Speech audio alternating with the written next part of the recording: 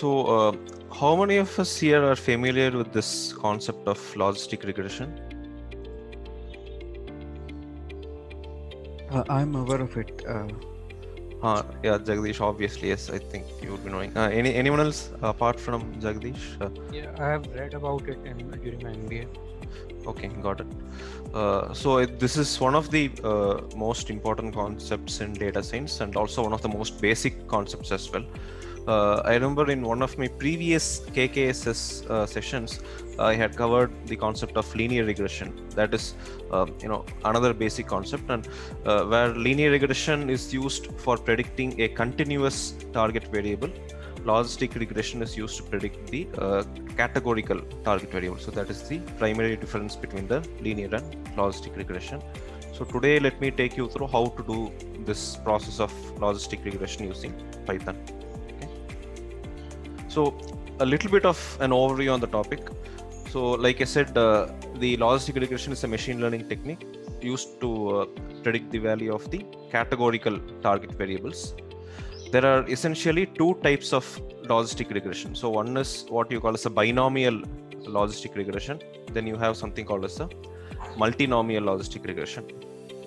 So today we'll be covering this particular topic of binomial logistic regression. This is used wherever the target variable is having only two values, or we call it as a binary or a dichotomous categorical variable. So for example, yes or no, win or loss, or pass or fail, whether it's going to rain or not today, whether a person is going to buy a particular product or not. So for targets such as these, we call them as binary or dichotomous categorical variables, or binary targets. Okay. So this logistic regression works on this principle called as principle of maximum likelihood estimate. Okay. So basically how it works is, it will start with a tentative solution. Okay. And then it will revise that solution and do multiple iterations until it reaches this maximum likelihood. That is to say that until this likelihood cannot be improved any further. Okay. That point at which the maximum likelihood is reached is called as convergence. Okay. This is just a technical jargon basically.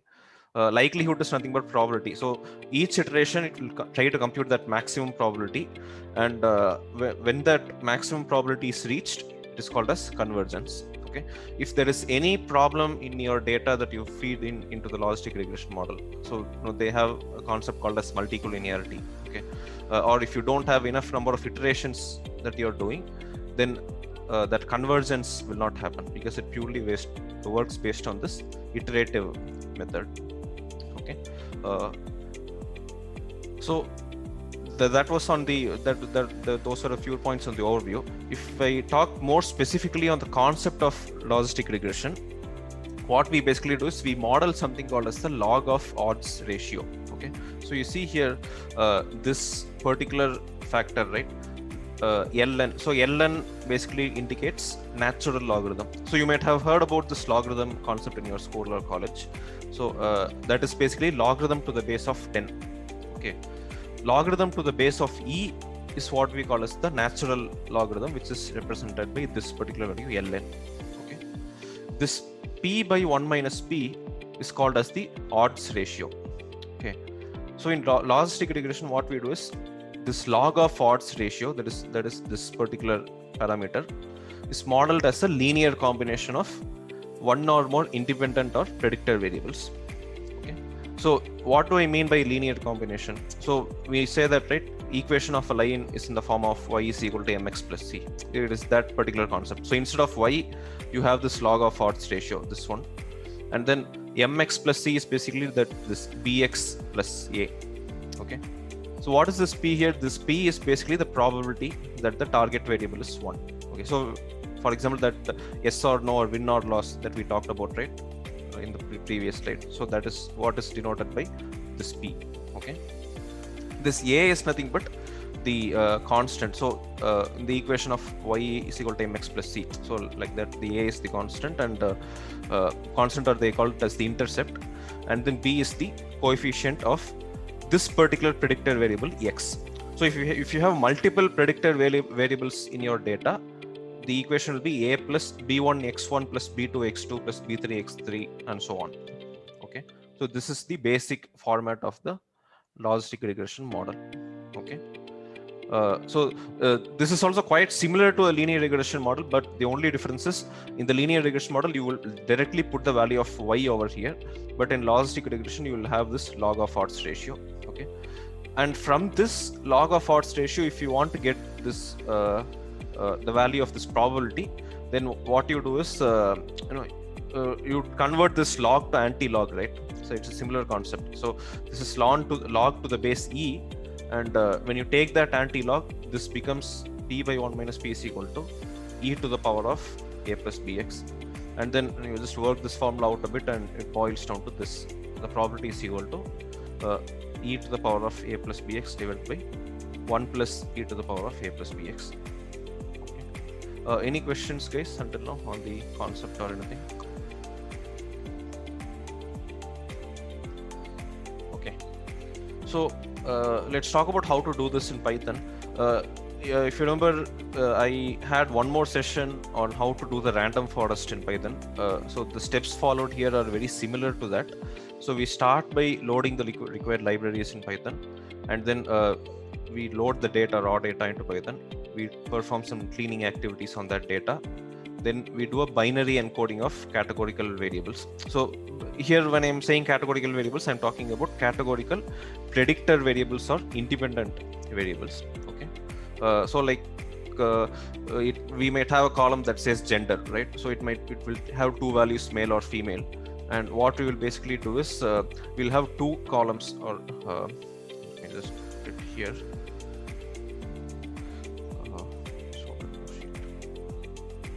So let's say we have a column that says gender and it will have male or female. Then we will have one column that says gender underscore male, so this will be 1 and this will be 0. So this is what we call as the binary encoding of the variable, categorical variable.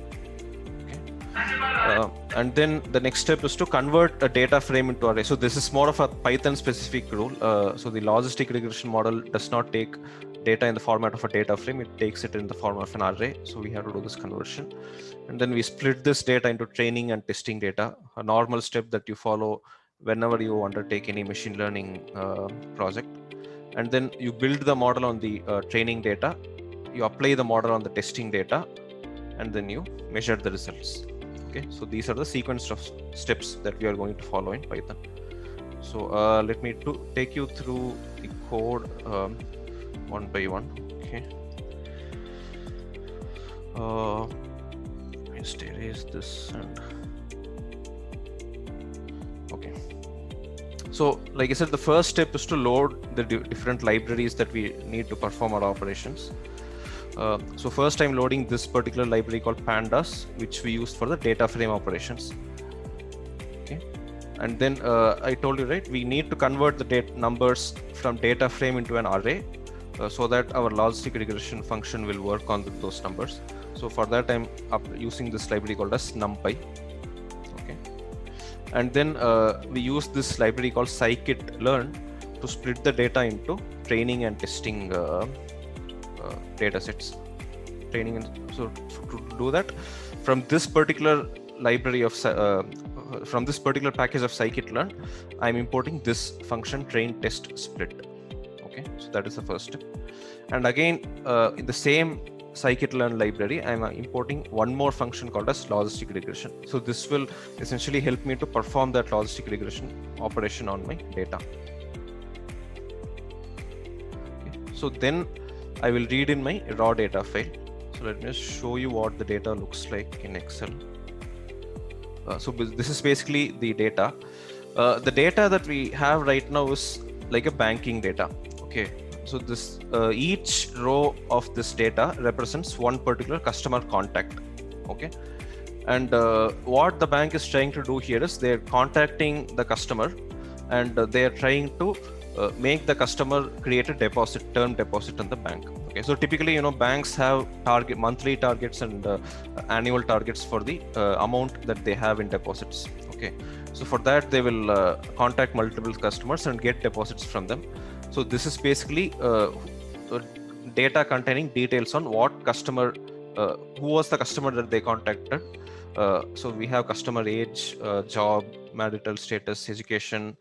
I have a data dictionary here. Let me just, yeah. So first, we have a variable called as Y. This is basically the target variable. Okay. So this basically tells us whether the client has subscribed to a term deposit. So 1 means yes and 0 means no. So this is the target variable. And then we have the age, we have the job like admin, blue collar, entrepreneur, etc. Then we have the marital status, divorced, married, single, unknown. And then we have the education of the customer. Then default. So typically banks have something like a credit. So does this customer have credit in the bank, right? So that is a yes or no variable again. And housing loan, personal loan, any existing loans with the bank. So contact communication type. So how was the customer contacted? Was he contacted via cellular phone or ordinary telephone? And then when was he last contacted, in which month? And then on which day of the week was he contacted? What is the duration of the contact in seconds?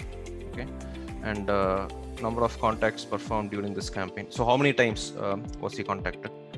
And then number of days that passed after the client was last contacted from the previous campaign, okay, the time interval. And previous is nothing but number of contacts performed in the previous, that like before. So right now this is data corresponding to one particular ad campaign. So before this campaign, how many times was the customer contacted? That is what is indicated by this particular variable. And then what was the outcome of the previous one, whether it's failure or success, or whether there was no outcome. That is this thing. And then there is something called as employment variation rate. I'm not sure what that is. Consumer price index is typically an inflation metric that we use today. And then there's also something called as consumer confidence index. And Euribor is nothing but, so there's something called as the European interbank interest rate. Okay, so this is particularly that rate. And number of employees, I'm not sure what this is, but yeah. So you have a set of dependent and you have a set of categorical and continuous variables in your data. Okay. So this is basically what the data set looks like. Okay. And this is what we have loaded into Python. It has 10,640 rows and 21 columns. Okay. Any questions here, guys, until now? Okay. So I'm just looking at the columns available. This is what we just saw. I just, for convenience, I just pasted this in that notepad file separately. Okay. I'm just performing one step of data cleaning here. You see this particular column, education, right? I'm just seeing what are the unique variables or unique values under this particular column. So it has like university degree. So basically whether that person has a university degree, this basic 4Y, 6Y, 9Y is nothing but the person has a 4-year education, 6-year education, or 9-year education, that thing. And then you have high school, there's something called as professional course, illiterate, and then you also have unknown. Okay. Basically what I'm trying to do now is wherever you see this 4Y, 6Y, and 9Y under this basic, I'm just grouping all of them into one single category called as basic education. Okay. So that's what I'm doing here. I'm just defining a function where if the education is the 4Y, that is 4-year education, or 6-year education, or 9-year education, I'm just putting it as one single value, that is basic education. Okay, so I'm just using a simple if condition to do that. Okay, so if the education is like basic 4 years, 6 years, or 9 years, it will be grouped under this particular value called as basic. If not, it will retain the same default value of education, which is already there in that column. Okay, so I will just run this function, and I'm just applying that same function on my data. Okay, that is what I'm doing here. And now after applying that function, let me see the unique values under my education column. Now you can see that all the other, the basic 4Y, 6Y, and 9Y have disappeared, and we just have one particular value that says basic. The remaining things are still the same: the university degree, high school, unknown, professional course, and illiterate. So these particular values are the same. The basic alone we have grouped under this one single value. Okay. And then the next step that I'm doing is I'm looking at something called as the class distribution. Okay, I'll tell you what this means. So in our list of variables, we looked at the first thing, right? The Y, or the target variable, which is basically saying, has the client subscribed to a term deposit? We say 1 means yes and 0 means no. Okay. So out of this entire data, how many people have subscribed? So out of the 10,640, 4,640 have actually subscribed to that deposit after being contacted. 6,000 people did not subscribe to the deposit after being contacted. So I'm just looking at this particular distribution over here. Okay. Now remember one important thing: whenever you are working with this kind of a classification problem, this is one very important point that you need to observe. Okay. You have a concept called as class imbalance. Okay. So right now it is, I would say it's sort of balanced because the split is like a 60-40 split. Okay. But in reality, what happens most of the time is, let's say you have 10,000 observations, right? 9,000 of them will be zeros, and then just 1,000 will be one. Okay. So if you come across that kind of a situation, you have something called as a class imbalance problem. So for that, there are techniques called as oversampling, undersampling. There are algorithms to do that oversampling and undersampling. I have not covered that here. Covering that would take a lot of time, but just remember, and you can look it up later, but this is something that you need to do if you encounter class imbalance in your data. Okay. So that's why I'm looking at the class distribution here before I do anything else. Okay. And then what I'm doing is I'm just doing that one hot encoding of categorical variables, or that binary encoding. So for that, we have a ready-made function in Python called as get_dummies. So we call these binary variables as dummy variables. Okay. So for that, we use this function get_dummies, which is available in this pandas data frame library. I'm just applying this get_dummies function on my raw data. So I will run this function. Now, if you see that initially we had 21 columns. After creating the dummy variables for the categorical columns, we have 62 columns in the data in total. Okay. So you can just see how those columns look like. See, like it said here. So if we have a column called as gender, then we'll have one column called as gender_male, which will take a value of 1 if the male value is if the gender is male, and we'll have one more column gender_female, which should be 0 and 1. So like this, we have categorical variables for each and we have binary variables for each and every categorical variable. Okay. Now one important thing to remember here is, and a lot of people tend to miss out on this step. Okay. And again, this was also something that I mentioned in my previous session on random forest.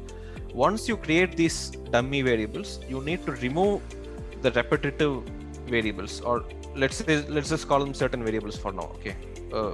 You need to do this to avoid this concept called as multicollinearity. Okay. So what this means is, basically, if you look at this particular example over here, we have created 2 columns for the dummy variables, right? Now, after you create 2 columns, you need to remove. So by default, when you use that get_dummies function in Python, it will create these 2 columns. Okay.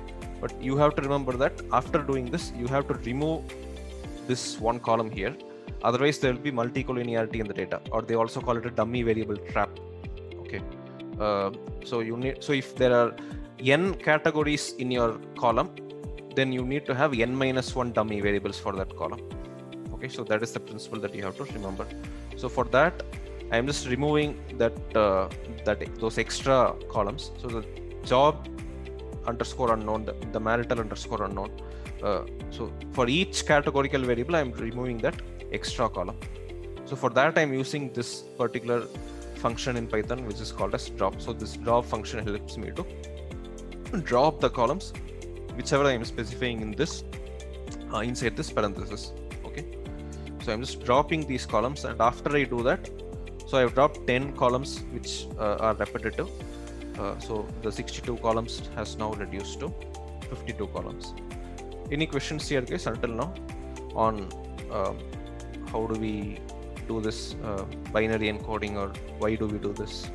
Any questions or doubts? Sai, we initially got 21 columns, right? Yeah. And we've then put in our dummy columns. So we're going to have like dummy columns for all those 21, right? Not all of them. It will be only for the categorical variables. So let me just go back to that list. So these numeric, so this also by default it considers as a numeric column, okay, because it has only 1 or 0, right? So by default Python takes this as a numeric column, so this won't have dummy variables. This age also will not have a dummy variable because this is also numeric. For job, marital status, education, this default housing, so all these are categorical columns, and for these columns we will have dummy variables. Okay, got it. Yeah. Right. Thank you.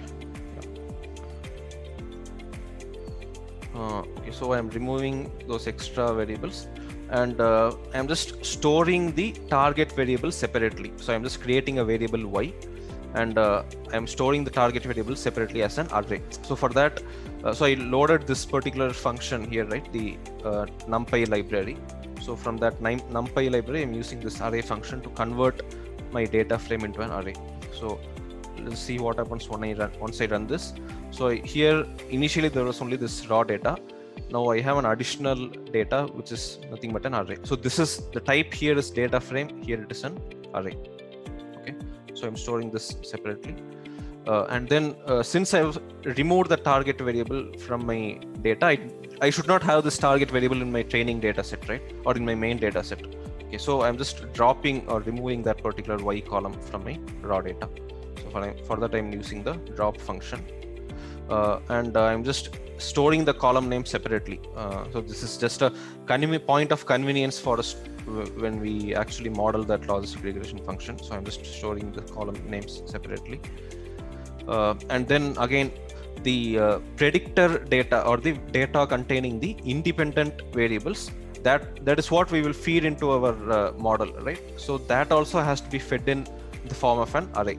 So again, I'm using that np.array function, and I'm storing this in a separate variable called as x. So you have the separate array of x, which contains that 10,640 rows and 51 columns. So this does not include the target variable column. The target variable values are in this particular array called as y. Okay, so now you have your x and y data sets separately. Okay, and now the next step what I'm doing is I'm splitting this data into training data and test data. Okay, and the ratio that I'm using is 70% I'm considering as my train data, 30% I'm considering as my test data. Okay, so again for this we have a simple function. We imported this particular scikit-learn library, which has this function called as train_test_split. So I'm just using that function to split my x and y data into train and test. Okay, so here I'm specifying test size is equal to 0.3, which means that so it will basically do random sampling. Okay, and out of this random sampling, 30% of the samples will be taken as the test data. The remaining 70% will be training data. So just see what happens. So just observe here once I run this line. See, now you have training data set for the predictor variables. So the test and the train. This is for the independent or the predictor variables. And then you have the test and train for the target variables as well. Y test and Y train. Okay, so this is, so the 10,640 has been split into 3192 plus 7,448 for x as well as for y. Okay, any questions here, guys, until now on how do we do this train test split, or why we do this train test split? So this is basically also remember, any machine learning algorithm that you implement, this train test split has to be there. Otherwise your model might be overfitted onto your training data, and when you're trying to use it in your prediction tomorrow, it might not work properly. So it is important to have a generalized data. So that is why we split this into a training and testing data. Any questions here until now? Okay, let me go to the next step. So this is the particular step where I define my logistic regression model. So for that, I'm using this inbuilt function in Python called as logistic regression. And here I'm specifying this particular parameter, maximum iterations. So this is called as max underscore iter equals 2000. Okay. So when covering the overview, I told you, right, this it starts with a tentative solution and then it iterates multiple times. So how many times should it iterate until it reaches this maximum likelihood? So that is what we are specifying here. We are specifying it as 2000. Okay. So I'm just defining this model, and then I'm applying this model on my training data. So this log-reg model that I've defined here in line number 62, I am fitting or applying this model on my training data, X train and Y train. Okay. So now we have actually built that model. Okay. Now imagine if I give a very low number of iterations. So let's say I just give 10 iterations, right? And I am just defining this model and I'm building this model on my training data. Now you see here it will give you a warning. Okay, so it gives you something called as a convergence warning. The method failed to converge. Okay, so that is because convergence is that point that I told you, right? It will try to reach this maximum likelihood or maximum probability. So within the specified number of iterations, within 10 iterations, it could not arrive at this maximum probability. That is why it's saying failed to converge. And see, it has stopped after the total number of iterations has reached the limit. Okay, so for this we give sufficiently large number. Let's say I'm just giving 2000. Now I'm running this and I'm running the next line. See, now it has fit because now that convergence has reached, so it has fit that model. Okay, once I fit the model, I predict I apply the same model onto my testing data, this X underscore test, to make my predictions. Okay, so for that I'm using this predict function. I'm applying this prediction function on the model that I've built in my previous step. So log-rec is the model that I've built in my previous step. On that I'm applying this predict function. Okay, so then of course the next step is to look at the accuracy of the model. So I'm just printing a message that says accuracy of the logistic regression classifier on the test set, and here you can see that 0.2f. Okay, so this is nothing but a percentage formatting that we are specifying. Okay, so display the accuracy in terms of a percentage. So that for that we are specifying 0.2f. Okay, and then this is the function that I'm using. So I'm applying this function called a score on my log-reg model. So this so log-reg is the name of the model that I have specified in my previous step. Score is the function that will give me my accuracy. What is the accuracy? I'm measuring the accuracy between my X test and Y test. Okay, so see, this 0.2f is nothing. It's not a percentage, but rather I'm just specifying display the message in 2 decimal places. So for that I'm just using a f floating point, f for floating point, 0.2 for 2 decimal places.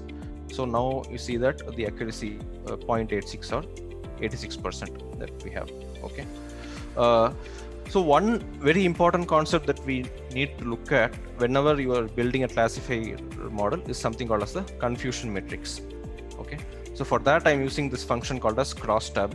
Okay, this is how that confusion matrix basically looks like. Okay, I'll just give you a little bit of explanation on that, what it actually means.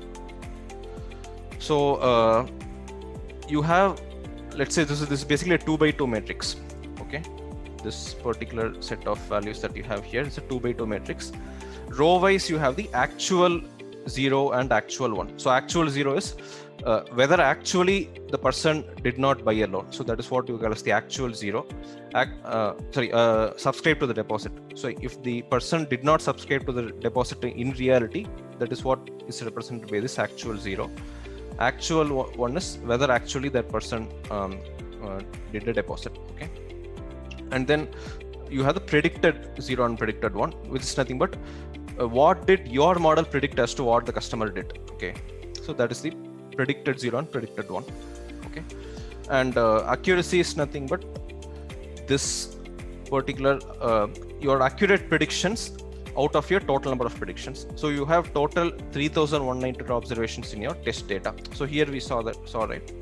So the prediction or the test data, the Y has essentially 3192 predictions. So out of the 3192 predictions that you have made, how many of them are correct predictions? That is wherever the actual and the predicted values are matching. So that is nothing but the sum of these two diagonal values divided by 3192. So that is what you get as the 86%. Okay. And then you have a metric called as precision. Okay. So for that, you can look at this particular formula over here.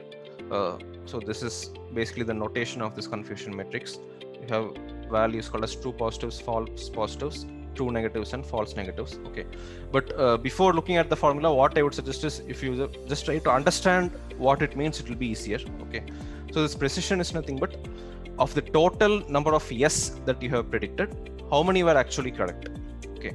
So what is the total number of yes that you have predicted? So that is the total of the predicted ones, right? So this 244 plus 1158, that is what will come under this denominator. Okay. And numerator is how many were correct yes predictions. So that is correct yes predictions is basically actual will be 1 and predicted will also be 1. So this 1158 will come in the numerator. So that is what you call as your precision, that is 83%. Then another metric that you have is something called as recall. That is nothing but of the total yes available, right? So what do you mean by available yes or actual yes? So out of the total people who actually made that term deposit, how many did you correctly predict? So how many did you correctly predict? That is this 1158 divided by how many people actually made that deposit. That is 213 plus 1158. So that number comes out to be 84%, what you call as the recall. Okay. So that is how you do the logistic regression in Python. And remember, whenever you build any sort of a classification model, you always have to look at this confusion matrix, and these three, or even I would say accuracy and precision, these two are the most important metrics to judge whether your model is good or bad. Okay. So I've given the formula here as well. Don't worry, I'll be sharing this Excel file, the presentation, as well as the Python code with you at the end of the session. So feel free to go through it. There are a couple of other concepts which are relevant, but I did not talk about since we are out of time. So one is called as ROC curve. So ROC stands for receiver operating characteristics.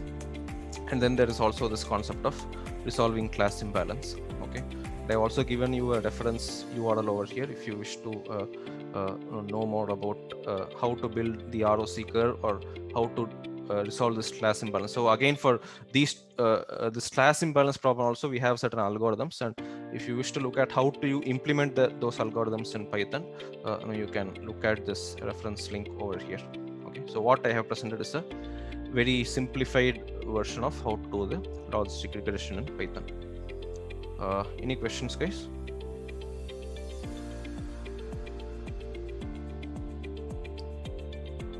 Okay, so that's what I had for today.